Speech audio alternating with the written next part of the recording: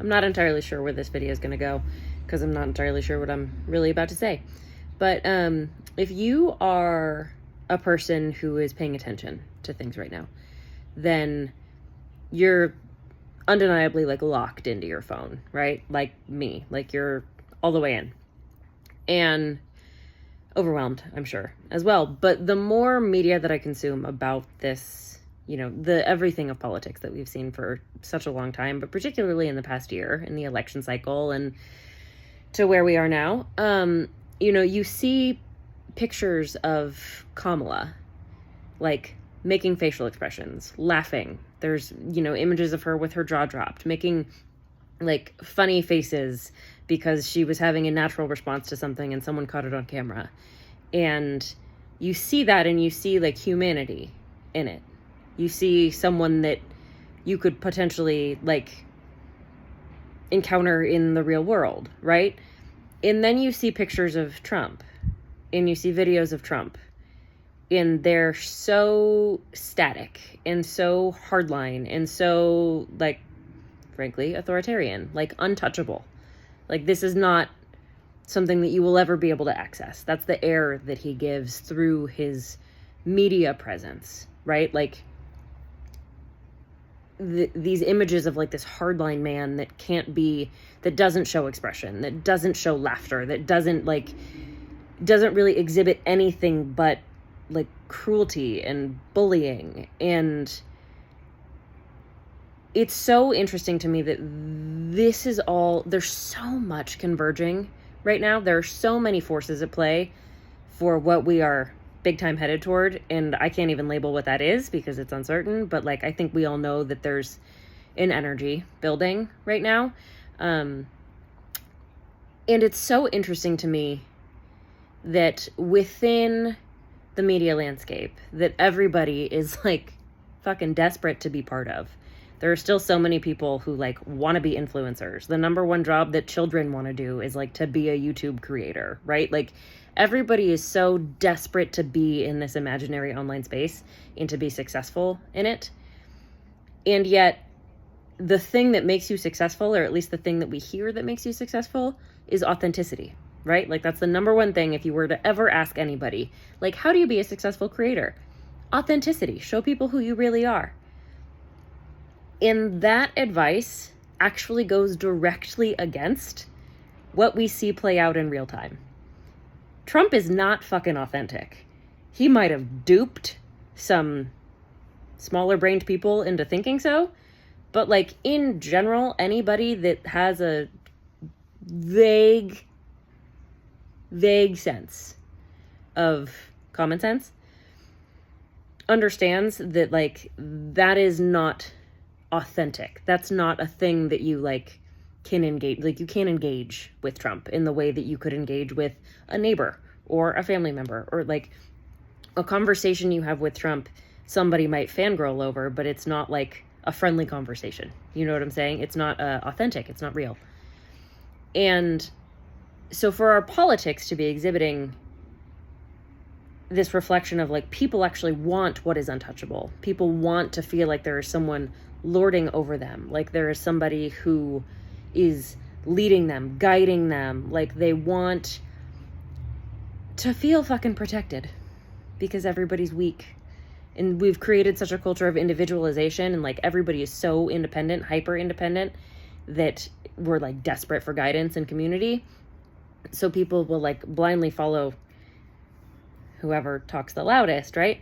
But it's just so contradictory that politics is so deeply rooted in this online space. And the reason that Trump has had the, I guess, like massive momentum that he's been able to accumulate is because of online presence and because of the internet and because of social media, starting back in 2016 with his Twitter nonsense. I worked in newsrooms at the time, and it was like trying to dictate a newscast based on a new tweet coming out every 20 minutes was insanity.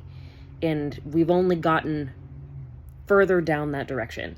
So it's just, I think it's so counterintuitive that social media and the success of social media is based on authenticity, this fabricated sense of authenticity.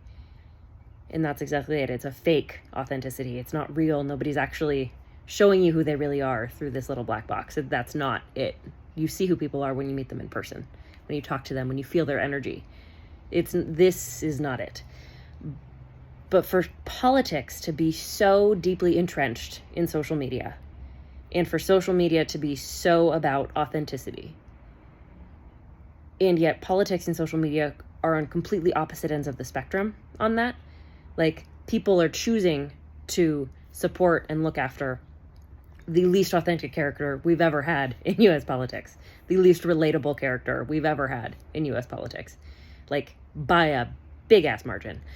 And yet, I mean, I'm not here, like, you know, standing for Kamala. That's in the past, but like, just to see the difference still in how she exhibited human expression and human emotion and human sentiment and human behavior, and was demonized for that.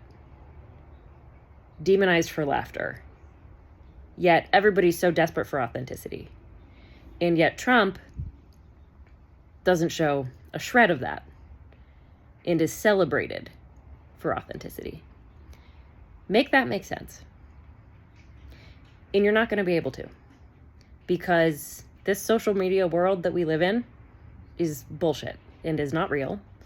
And the more and more that people come to depend on it, and the more and more that people become entrenched in it and believe that what they see on social media is real, the farther we get away from the actual reality, from human interaction, from understanding that people's faces make different shapes when they laugh, from people's, you know, the idea that people's eyebrows do raise, and it's not everything is Botox, not everything is like this perfectly aesthetic authenticity. That's bullshit.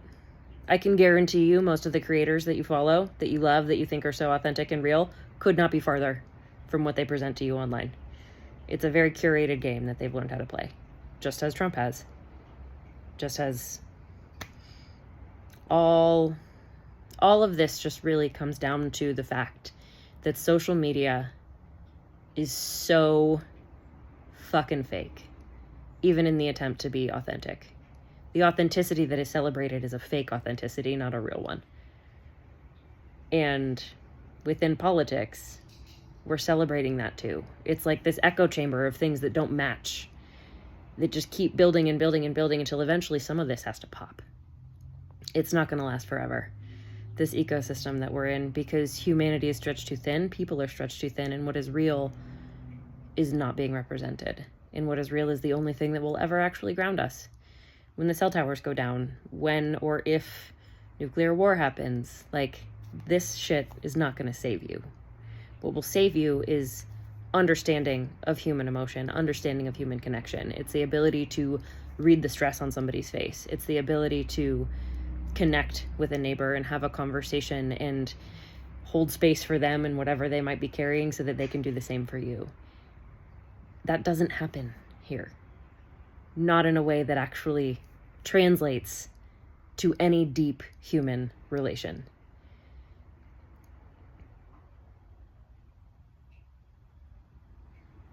How did we get so far away from what actually matters? And why are there still so many people that are so excited about it? And where are the people who understand what I'm saying? Because you're the ones I want to be talking to.